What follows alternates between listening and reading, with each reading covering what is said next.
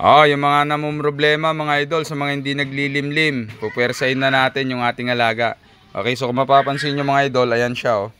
Okay, then kanina mga idol, 'di ba, nilagyan ko 'yan ng siyam na itlog niya. Then tatlo dun kay Pumpkin. Okay? So binilang ko siya, pero papakita ko rin sa inyo mga idol. Binilang ko siya, then ito mga idol oh.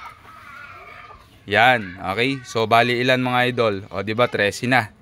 Okay, then ito mga idol, yung walang marking, ito to. Walang marking to mga idol. So ibig sabihin, ito yung bago niyang itlog. Okay, so yon, para maglimlim yan mga idol, bibigyan natin siya ng walang choice.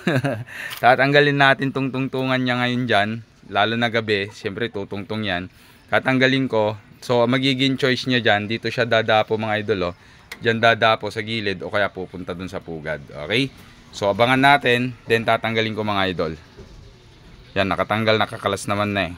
So ayun na nga mga idol, hindi ko na nabidyoan, lumipad na siya dun sa ibabaw.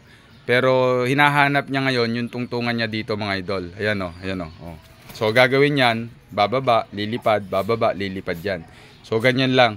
I-update ko kayo bukas mga idol kung effective na naman tong gagawin natin. Dahil pupersahin ko talaga siya maglimlim. Dahil nakitaan ko siya nga ng sign na maglilimlim. Okay, kaya lang, na-stress siya kasi biglang dumami yung itlog niya mga idol. So ang balak niyang limliman yung isa lang. Ngayon, sayang naman kung isa lang yung lilimliman niya, o dibigyan na natin mga idol ng sapat na itlog niya. Binigay ko na yung 9 na itlog niya, then yung tatlo dun kay Pumpkin, din umitlog pa siya ng isa. So meaning last na itlog niya na yon. Okay, so yan mga idol, abang-abangan lang natin. Dahil yun yung gusto ko mangyari talaga mga idol. Okay, so ngayon pag halimbawa naglimlim yan, very good talaga mga idol. Okay, ayan o. So hinahanap niya yung tungtungan niya. Hindi niya na mahanap kasi yan na mga idol o. Yan o, nakatayo na dun o. Tinanggal ko na siya para wala siyang choice. Okay, dun lang magiging choice niya sa gilid. So kung dun, okay lang din. At least magiging familiar siya, nakikita yung itlog na madami. Then okay na. Then nga pala mga idol, kanina nakalimutan ko na isama ko yung yung dami na itlog. Ito siya oh. Ito yung itlog na lilimliman niya. Actually sira to eh. Okay, so tinanggal ko na siya mga idol. So yun na yung itlog, yung final na lilimliman niya ngayon. Dahil ito nga yung dati mga idol, nung tinanggal ko literal, ayaw niyang umitlog, hinahanap niya itlog. Pero nung nilagyan ko ng isa, binalik ko yung isa, dire-diretso siya nag-itlog. Kaya lang, puro isa lang lagi natitira doon. Kaya ganyan siya mga idol. So yan, patinga-tingala, wala, di na niya makita yung tungtungan niya eh. Then ngayon, wala siyang magiging choice dyan mga idol, kundi doon. So lilipad siguro yan dito, pero kaya lang, wala naman siyang makita. Ngayon, antabayanan lang natin kung magi-effect to mga idol. Kasi sayang talaga eh, maglilimlim to. Talagang ramdam ko mga idol, magiging success tayo dito. At para makapagpalabas tayo agad ng sisiw. So mauuna yung nito mga idol, kung sakali talaga na maging positive. Mauuna yung batch niya, susunod yung isasalang natin sa incubator. So bukas, bibili ako ng mga bulb kasi napundi na yung mga bulb doon. Then ilinisin natin yung incubator, tsaka salangan na natin ng bago. Actually, panlapit na rin mapisa yung 6 doon mga idol eh. So salangan na natin, okay lang din naman yon. Okay, papisahan na yon, tapos salangan natin, pagsasamahan na lang natin sa pinakagilid kasi dalawa naman yung division ng incubator natin. Yan mga idol oh, abang-abangan lang natin kung ano yung magiging niya nito, kung magiging effect nga tong natin mga idol, experiment natin. Then syempre para at least makita nyo talaga na maidokumento ko ng actual, so kailangan natin tiyagain lang talaga mga idol yung ganto. Okay, basta huwag kakalimutan, yan mga idol ay stress yan. Dahil naninibago nga siya, stress yan. Kaya bibigyan ko yan ng mga B50, B-pollen. Then pag halimbawa mga idol, naglimlim siya dyan, papatakan ko siya ng relog. Para at least meron siyang pangmatagalan na maglimlim na kahit hindi bumaba. Then ang gagawin ko dyan mga idol, kasi nga to mga idol, nasanay siya na pag nagpapatoka tayo, maririnig niya, then open yan. Kukuberan ko tong pinaka dito mga idol, para at least hindi niya makikita ako. Para at least makapag-focus siya doon. And yun, para at least hindi siya maistorbo mga idol. Then pag halimbawa after mga 3 days ganyan, i-check ko lang. Okay, pag nakita kong bumaba, doon lang natin hahagisan ng patuka. Kaya kailangan na monitor natin na bumaba mga idol. Ang problema diyan, pag bumaba wala tayo, hindi siya makakakain. Hindi ko naman po pwede mga idol lagyan ng patuka diyan. Siyempre mapapanish 'yon, tsaka baka langgamin lang din. At saka baka mga idol, malagyan ng kung ano-ano, 'di ba? So, 'yun lang, abangan lang natin, titingnan natin. Then i-check ko din, ino-note ko kung gaano siya kadalas bababa, kung ano yung schedule niyang bumababa, para at least mabigyan natin ng patuka mga idol. Okay? So yan oh. Kailangan lang natin makapag-focus siya para makapaglimlim, kasi marami-rami yung lilimliman niya mga idol. Maliit lang din ang katawan nito. Ayan oh. So bali 13 yun, pero kayang-kaya naman niya yan. Okay? Ngayon pag halimbawa mga idol, maglimlim na, uupo na, titignan ko din, imo-monitor ko kung nauupuan niya lahat. Pagka hindi, babawasan natin. Ilalagay na lang natin sa incubator para hindi masayang. At para makuha natin lahat, mabuo natin, then makapagparami tayo. So maganda to mga idol. Kay Idol Chris Rudio to. So shout out sa kanya. Maraming salamat. And salamat din kay Boss Adrian sa Arayat. Malaking salamat sa kanila. Then magkakaroon tayo ngayon ng mga puti. Okay, nakakross to sa gray natin sa dilaw. So ano kaya yung magiging kulay nila? So for sure, pag halimbawa mga idol lalaki, magiging puti yan.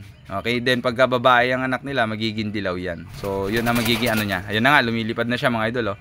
So okay lang yan, hindi man siya masyado ma-stress kasi nabigyan ko na yan mga idol ng anti-stress. Then uminom naman kanina ng Vitamin Pro. Solid na solid mga idol. Tinodohan ko na kumain kanina. Then ngayong hapon, tinuduhan ko ulit ng pagkain mga idol para at least may pondo siya. Tapos pag umupo siya yan, kahit matagal-tagal na mga idol, na hindi siya bumaba, okay lang din. Alam nyo mga idol, yung taba ng kanyang katawan, yung mga parts niyan, okay, yun ang gagamitin niya pag naglilimlim kahit hindi siya kumain ng ilang araw. Halimbawa, hindi siya bumababa, nandun lang sa pugad. Ngayon, yung kakainin ng katawan niya, na gagamitin niya kahit hindi siya tumuka, yung parts. Kaya mapapansin nyo, mangangayayat talaga ang isang naglilimlim kasi hindi siya kakain, hindi siya iinom eh. Ngayon, mabubuhay naman siya kasi matutunaw yung parts niya. So yun yung magiging niyan. Kaya pag halimbawa mga idol, may sapo lang yun yung mga manok, i-diet nyo lang, kaya mag-fasting kayo. Then magbawas kayo ng patuka para hindi siya magkasapola. Pag nagkasapola kasi yan, ayun na mga idol, umakyat na. Okay, then yan sinisilip niya mga idol Nagtataka talaga hanggang ngayon. Pero kanina wala siyang choice kundi doon, umupo. Okay, so umupo siya doon. Ngayon, tignan natin mga idol kung yan ay papasukin niya sa loob. So sa tingin ko hindi siya papasok diyan kasi ang gusto niya, ang nasa instinct niya talaga is dito, yung tungtungan yung hinahanap niya. So tingin ko diyan lang yan, babantayan niya. Pero okay lang yan, at least maging familiar siya na yung itlog marami diyan na makikita niya, mababantayan niya, okay lang. Ang iingatan lang natin mga idol, pagka pumasok diyan sa pinakapugad, then tinungtungan niya yung pinakaibabaw, ay baka maiputan yung mga itlog. Okay? Kaya pag yan ang ginawa niya mamaya mga idol, mapipilitan ako na ibalik yung tungtungan dito kung yun ang gagawin niya. Okay? Kasi antayin na lang natin yung talagang paglimlim niya, yung pag-upo niya dyan. Ayan mga idol Okay, so naninibago lang siya. Then idodokumento natin to ng aktual para makita nyo kung ano yung magiging ugali niya talaga. Ayan So ayan, bababa na naman yata. Ayan di ba? So ang nagiging problema dyan pag halimbawa mga idol, hindi tayo makapagbigay ng kailangan sa katawan, lalo pag nag-i-experiment ako ng ganyan, magsasacrifice yung kalusugan ng manok. Pero pagka binibigyan ko yan ng mga tamang suplemento, vitamina, kakayanin niya kung ano man yung ini-experiment na ginagawa natin mga idol. Okay? So magsasawa din yan mamaya pagka dumilim na ng dumilim, kasi padilim na talaga mga idol Ayan Kita nyo, padilim na talaga madilim na. So mamaya-maya lang yan mga idol, titigil din yan. Pero sa tingin ko, dyan siya pupwesto. Okay lang dyan, kung dyan pumwesto, wag lang dun sa pugad tumungtong. Ayan para at least talaga makita niya yung itlog talaga mga idol. Ganito talaga pag nagdodokumento tayo, kailangan natin bantayan para makita natin mga idol. Ayan so hindi siya mapakali, di ba?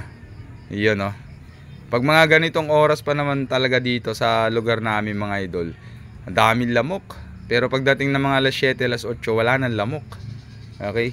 Kaya kailangan, sinatsaga ko talaga minsan na dinadrop ko sila ng red cell. Para dun sa kanilang red blood cell sa kanilang dugo. Para hindi maging maputla.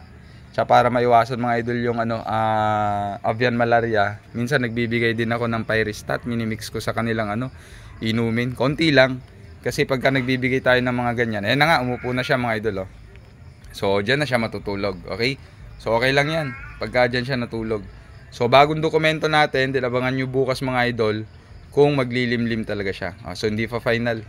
Talagang hindi siya susuko, inahanap niya talaga yung tungtungan niya. Ayan oh.